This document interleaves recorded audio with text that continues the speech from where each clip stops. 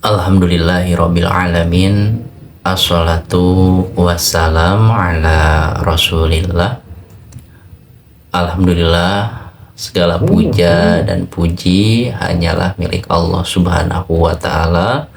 Sholawat serta salam semoga tercurah limpahkan kepada panutan kita, inspirator kehidupan kita, yaitu Nabi Muhammad Shallallahu Alaihi Wasallam.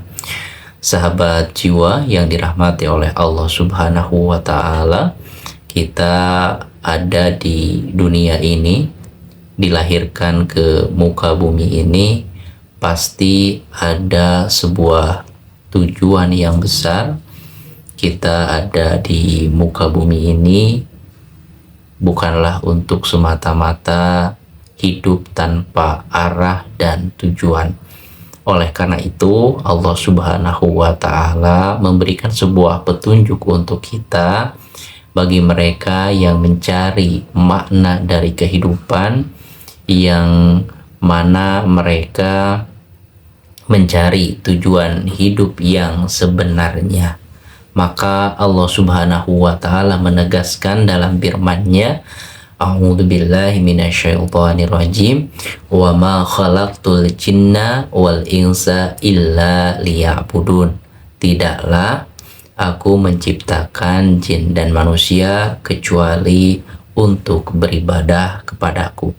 Nah, dari sinilah kita mendapat sebuah filosofi yang dalam berkaitan dengan makna dan tujuan kehidupan. Oleh karena itu, kita mendapatkan sebuah petunjuk dan penjelasan yang sangat mendalam dari Rasulullah Shallallahu Alaihi Wasallam. Dalam hadis Jibril, ya, nomor urut kedua dalam hadis Arba'in Imam An-Nawawi, di sana diceritakan bahwa pada suatu hari malaikat datang kepada Rasulullah dengan penampilan dalam wujud manusia. Para sahabat terheran karena sahabat ini atau malaikat yang menjelma menjadi manusia ini tidak seperti orang yang perjalanan jauh. Malaikat berpenampilan seolah-olah jarak rumahnya itu dekat dengan Rasulullah. Rambutnya itu hitam mengkilat, bajunya itu putih, tidak ada bekas dari perjalanan yang jauh. Nah, maka malaikat ini yang menjelma sebagai manusia ini bertanya kepada Rasulullah tentang hakikat Islam, hakikat iman, dan hakikat ihsan. Maka dari sinilah kita akan mendapati bagaimana keteladanan Rasulullah dalam beribadah, bagaimana kualitas keimanan dan kedekatan Rasulullah dengan Allah Subhanahu wa Ta'ala. Maka malaikat mengajukan sebuah pertanyaan yang pertama, yang dimana pertanyaan ini merupakan sebuah gambaran tentang hakikat Islam, bahwa hakikat Islam ini hanya sebatas baru cangkangnya saja dalam kualitas kita sebagai hamba Allah Subhanahu wa Ta'ala. Malaikat bertanya kepada Rasulullah, "Ya Rasulullah, akhbirni anil Islam." Wahai Rasulullah, kabarkanlah kepadaku, jelaskanlah kepadaku tentang hakikat Islam. Maka Rasulullah menjawab, Al-Islam antashhada an la ilaha illallah wa anna Muhammadar Rasulullah wa tuqimus shalah wa tutiyaz zakah wa tasumu ramadhana wa tahujjal bait in istata'ta ilaihi sabila. Islam itu adalah engkau berikrar, bersyahadat bahwa sesungguhnya tidak ada Tuhan yang berhak untuk disembah kecuali Allah. Dan engkau juga berikrar bahwa Nabi Muhammad itu adalah utusan Allah. Engkau menunaikan sholat, engkau menunaikan zakat, engkau berpuasa di bulan Ramadan dan beribadah haji. Nah, Ini cakupan Islam yang dimana kalau kita menafakuri atau merenungi hakikat keislaman ini baru sebatas ibadah-ibadah atau sebuah amalan-amalan yang sifatnya lahiriah, yang sifatnya dilaksanakan oleh anggota badan. Nah, sedangkan iman itu maknanya lebih dalam. Jadi kalau Islam itu af'alul jawarih, sebuah perbuatan anggota badan, tapi kalau iman itu dia lebih dalam.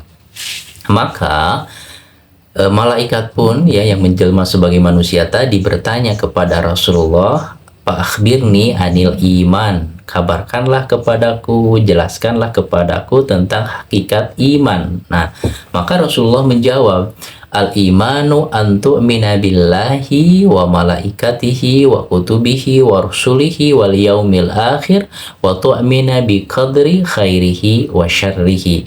Iman itu adalah engkau meyakini, engkau beriman kepada Allah, kepada malaikat, kepada kitab-kitabnya, kepada rasul-rasulnya, kepada hari akhir, dan beriman kepada takdir Allah yang dirasa baik ataupun yang dirasa buruk. Nah, ketika kita mencoba menelaah, ya iman itu cakupannya lebih dalam. Dia berkaitan dengan af'alul qulub, perbuatan hati, yaitu keimanan, keyakinan kepada Allah, kepada malaikat, kepada kitab-kitabnya, kepada Rasul, kepada hari akhir, dan juga kepada takdir. Maka setiap orang yang dia itu beriman, pasti dia berislam. Tapi tidak setiap orang yang berislam dia beriman. Dalam konteks zaman Rasulullah, ada mereka yang berikrar syahadat, tetapi dengan tujuan untuk menjaga dirinya, menjaga aset, harta benda, dan lain sebagainya. Nah, disinilah yang disebut dengan istilah munafik. Dalam penampakannya Islam, tapi dalam hatinya masih ada dendam, masih ada kebencian, seperti Abdullah bin Ubay.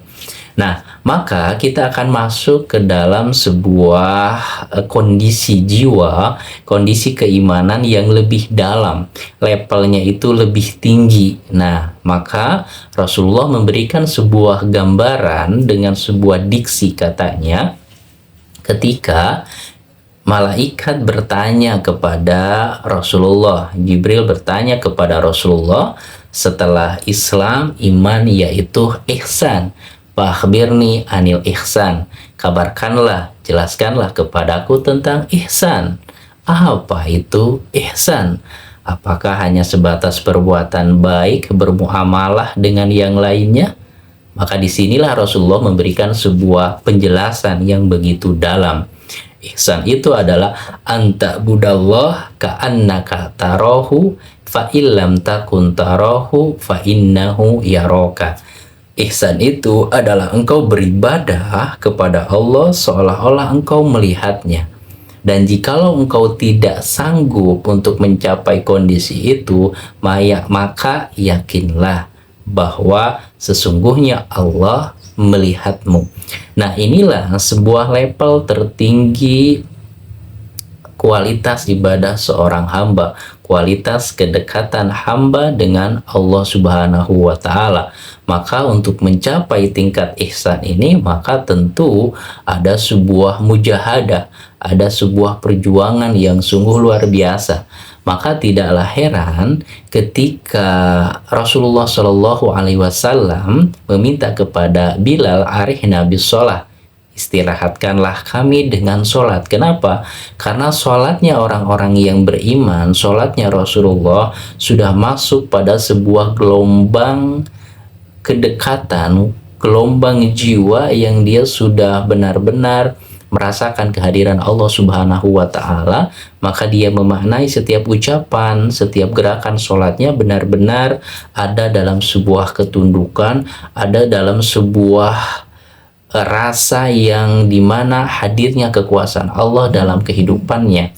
Nah, maka di sini kita bisa memahami bahwa kualitas keimanan itu perlulah terus senantiasa dirawat, harus senantiasa disiram jiwa kita agar keimanan itu tumbuh subur.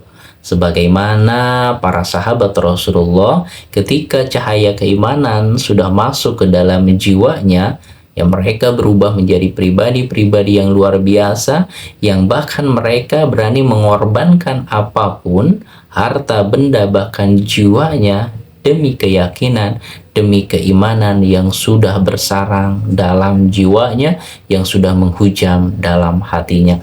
Itulah sebuah gambaran bagaimana seharusnya kita dalam beriman dan berislam. Oke, sahabat jiwa sekalian, kita beralih kepada perkataan dari Imam An-Nawawi. Ya, Imam An-Nawawi rahimahullahu ta'ala, beliau mengklasifikasikan bagaimana kualitas seorang hamba dalam beribadah kepada Allah Subhanahu wa Ta'ala, dan ini menjadi sebuah inspirasi bagi kita bagaimana Rasulullah memberikan sebuah teladan dalam keimanan, dalam beribadah kepada Allah Subhanahu wa Ta'ala, dan bagaimana Rasulullah mengemas ibadah-ibadah yang dilaksanakannya, yang ditunaikannya itu adalah dari dorongan rasa syukur kepada Allah atas segala nikmat yang telah diberikan. Tentu hal ini tidaklah mudah, tidak semudah kita berkata-kata, tidak semudah kita beromon-omon saja, tetapi tentu di sini harus ada sebuah perjuangan, harus ada sebuah doa, harus ada sebuah konsistensi atau istiqomah dalam ketaatan kepada Allah Subhanahu wa Ta'ala. Tingkatan yang pertama menurut Imam An-Nawawi rahimahullahu ta'ala, bahwa yang pertama, kualitas seorang hamba itu mirip dengan abdun atau budak. Mereka beribadah kepada Allah hanya karena faktor takut saja. Takut karena siksa Allah, azab Allah, dan lain sebagainya. Tentu hal ini menjadi hal yang sah saja, lumrah, tidak ada sesuatu yang menyimpang. Tetapi ini adalah level yang pertama, level yang paling bawah, motif dorongan seorang hamba dalam beribadah kepada Allah Subhanahu wa Ta'ala, karena faktor takut mendapatkan siksaan Allah, takut dimasukkan ke dalam neraka Allah Subhanahu wa Ta'ala. Maka analogi yang sederhananya adalah ketika kita punya karyawan, ketika seorang karyawan itu bekerja, maka dia pasti tidak mau melakukan pelanggaran-pelanggaran. Ya, kenapa? Karena pelanggaran itu akan memberikan sebuah konsekuensi, SP1, SP2, SP3, ya, sampai dia dikeluarkan. Nah, maka dia ada rasa takut untuk melakukan pelanggaran, dan dia juga terdorong untuk bekerja dengan profesional, bekerja dengan maksimal karena dorongan itu. Nah, itulah analogi sederhana untuk memahami kondisi kualitas seorang hamba dalam beribadah kepada Allah dalam tingkatan yang pertama, yaitu abdun. Yang kedua adalah ahlu tujar. Dia itu seorang pedagang. Jadi mindsetnya itu adalah keuntungan. Bagaimana dia mendapatkan sebuah dorongan untuk beribadah kepada Allah karena orientasi keuntungan. Agar mendapatkan ketenangan di dunia, agar mendapatkan keselamatan di akhirat kelak, dimasukkan ke dalam surga Allah Subhanahu wa Ta'ala. Maka tentu tidaklah salah, tetapi ini adalah klasifikasi sebuah tingkatan-tingkatan kualitas ibadah seorang hamba kepada Sang Khalik. Dan yang ketiga adalah ahli syukur. Nah, ini yang menarik, bagaimana ibadah versi ahli syukur ini kita dapati dalam cerminan keteladanan Rasulullah dalam beribadah kepada Allah Subhanahu wa Ta'ala. Ahli syukur ini adalah mereka yang beribadah kepada Allah karena dorongan rasa syukur, karena dorongan rasa berterima kasih kepada Allah Subhanahu wa Ta'ala. Tentu populasi mereka yang beribadah karena dorongan rasa syukur ini tidaklah banyak, sedikit. Ya, kenapa? Karena Allah Subhanahu wa taala mengisyaratkan qalilan ma tashkurun, sedikit sekali di antara kalian yang bersyukur. Maka tentu rasa syukur ini perlulah dilatih agar menjadi sebuah sistem yang ada dalam pola pikir kita, dalam nilai rasa kita, maka perlu untuk dilatih rasa syukur ini. Yang pertama adalah tentu dengan senantiasa merenungi, senantiasa belajar untuk melihat kenikmatan-kenikmatan Allah sekecil apapun. Kalaulah kita merenungi kenikmatan-kenikmatan Allah, maka sungguh sebenarnya tidak ada kenikmatan yang kecil. Cuma terkadang karena kita memaknai atau melihatnya itu seperti biasa, karena kenikmatan itu senantiasa hadir dalam kehidupan kita, maka seolah-olah nikmat Allah itu nikmat yang biasa. Contoh, nikmat kesehatan. Kita bisa bernapas dengan lancar, kita tidak bersyukur kepada Allah. Kenapa? Karena seolah-olah itu hal yang lumrah. Ketika jantung kita berdetak dengan lancarnya, biasa saja, tidak ada rasa syukur. Kenapa? Karena kenikmatan itu senantiasa hadir setiap menit, setiap detik dalam kehidupan kita. Ini sama halnya seperti orang yang nggak tahu diri. Ketika kita sering membantu seseorang, nah nanti ada suatu momen klimaksnya itu kita membantu dia itu atau membantu seseorang itu menjadi sesuatu kewajiban menurut dia. Dia ketika tidak ditolong malah murang-maring. Nah, inilah contoh sederhana gambaran kita dengan Allah Subhanahu wa taala, bagaimana ketika Allah memberikan nikmat kepada kita, kita anggap biasa, dan ternyata ketika kenikmatan itu Allah cabut, Allah hilangkan sementara waktu dalam kehidupan kita, atau bahkan selamanya, kita akan menyadari bahwa ternyata selama ini Allah sudah memberikan nikmat yang begitu besar, nikmat yang sungguh luar biasa, yang jikalau kita berobat ya untuk mengobati sesuatu yang tidak fungsional, yang tidak berfungsi dalam organ tubuh kita, butuh biaya yang tidak sedikit. Nah, dari sanalah baru kita menyadari bahwa kenikmatan Allah itu begitu banyak, begitu luar biasa. Nah, itu salah satu cara tutorial bagaimana menumbuhkan rasa syukur kita kepada Allah Subhanahu wa taala. Dan yang kedua adalah tentu kita berdoa kepada Allah agar kita diberikan hidayah, agar kita diberikan pertolongan oleh Allah, agar mampu untuk melakukan syukur kepada Allah Subhanahu wa taala, agar bisa memanage rasa itu menjadi sebuah energi untuk meningkatkan ibadah kepada Allah Subhanahu wa taala. Dan yang ketiga, kita menjadikan ya panggilan-panggilan Allah, ya kita menjadikan azan itu ya bukan untuk membebani kita untuk melaksanakan kewajiban, tetapi mindsetnya harus dirubah bahwa ketika azan berkumandang itu adalah undangan Allah untuk kita agar kita istilahnya itu datang untuk memenuhi undangannya. Nah, analogi sederhananya adalah ketika kita diundang oleh orang yang istilahnya itu tokoh lah, orang penting diundang datang ke rumahnya, maka tentu ada sebuah rasa bahagia ketika kita ditelepon oleh orang penting, oleh tokoh. Kita ada sebuah kebanggaan luar biasa dan lain sebagainya. Kenapa? Karena kita mendapatkan privilege, kita mendapatkan sebuah kesempatan yang tidak didapatkan oleh orang lain, di panggilan khusus gitu. Nah, maka panggilan untuk melaksanakan ibadah, untuk melaksanakan sholat, itu harus dirubah mindset kita bahwa ini adalah undangan Allah. Ini adalah kesempatan yang Allah berikan kepada kita untuk kita bersujud, untuk kita bermunajat, untuk kita membuktikan ya keimanan kita, ketaatan kita kepada Allah Subhanahu wa taala. Dan yang lebih dalam dari itu adalah bahwa sholat itu harus menjadi sebuah kebutuhan. Kenapa?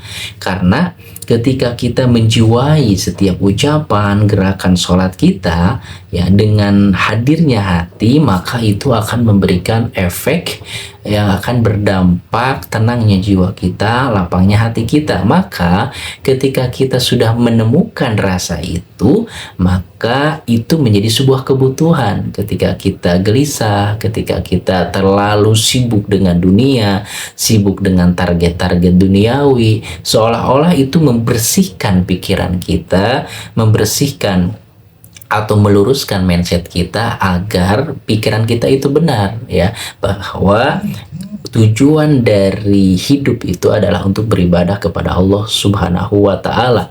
Wa aqimis sholata li dzikri, maka dirikanlah sholat untuk mengingatku.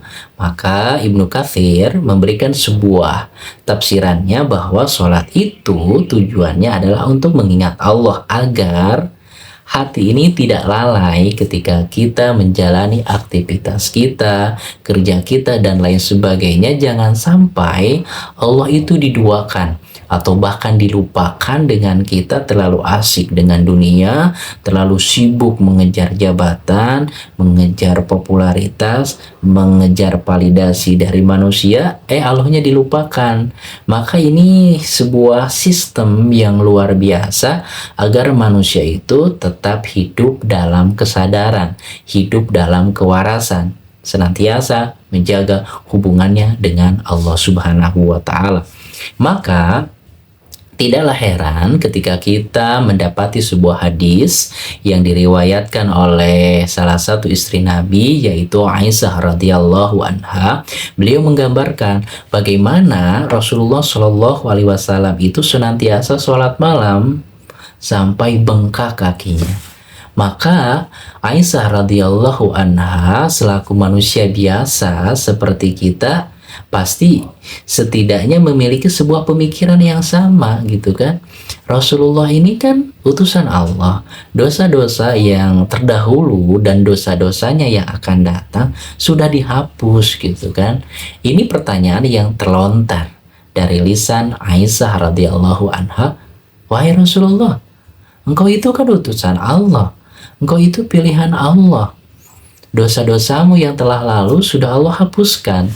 Dosa-dosamu yang akan datang sudah Allah hapuskan. Kenapa engkau beribadah sampai bengkak gitu kaki engkau? Karena sebuah durasi ibadah yang pasti cukup lama. Maka apa yang dikatakan oleh Rasulullah Shallallahu alaihi wasallam inilah sebuah statement, sebuah jawaban yang kalau kita renungi, yang kita tarik dari konsep syukur dalam kehidupan, kita akan mendapati sebuah titik temu, sebuah hikmah mutiara terpendam dalam jawaban Nabi.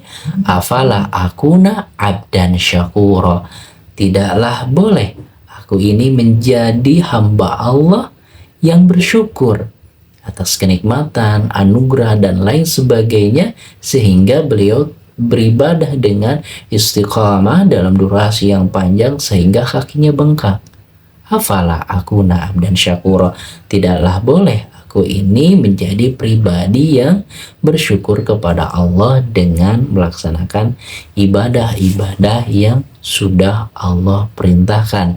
Nah, inilah Rasulullah menjadi teladan dalam ibadah yang beliau laksanakan, terutama bagaimana kita mengolah hati kita, mengolah jiwa kita, mengolah mindset kita agar ibadah itu harus lahir dari dorongan rasa syukur atas segala nikmat yang telah Allah berikan, ya. Makanya Allah menegaskan dan menantang umat manusia, wa in ta'uddu ni'matallahi la tuhsuha. Jikalau kalian ingin ngitung-ngitung, ingin menghitung segala nikmat yang Allah berikan kepada dirimu dalam kehidupanmu, maka sungguh ketika engkau ingin menghitungnya dengan akal yang jernih, dengan hati yang bening, la tuhsuha, engkau tidak akan mampu menghitung nikmat-nikmat yang telah Allah berikan. Maka tarbiyah Rasulullah, pendidikan Rasulullah ini diwariskan kepada generasi yang terbaik, yaitu generasi sahabat.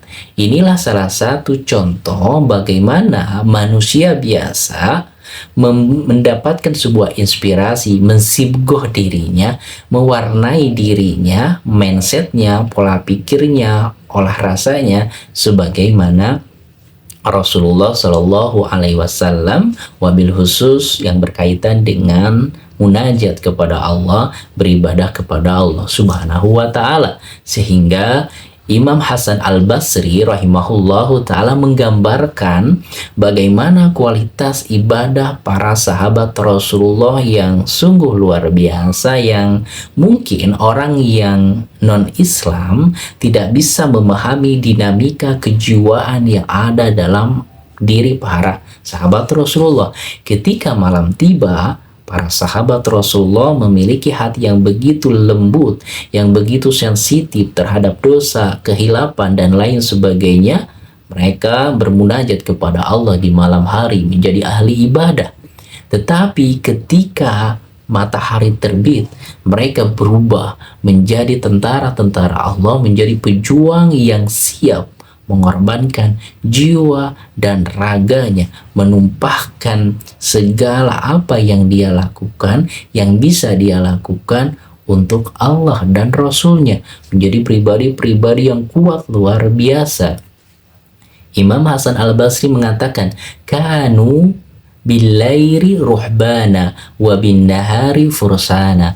Mereka itu, para sahabat Rasulullah, billaili, ketika malam hari, ruhbana, mereka menjadi ahli ibadah yang begitu dalam ibadahnya, yang begitu dalam zikirnya, yang begitu dalam munajatnya. Tapi ketika siang hari, mereka berubah menjadi para tentara Allah, para pejuang-pejuang yang sungguh luar biasa, yang siap mengorbankan jiwa dan raganya demi Islam, demi Allah dan Rasulnya.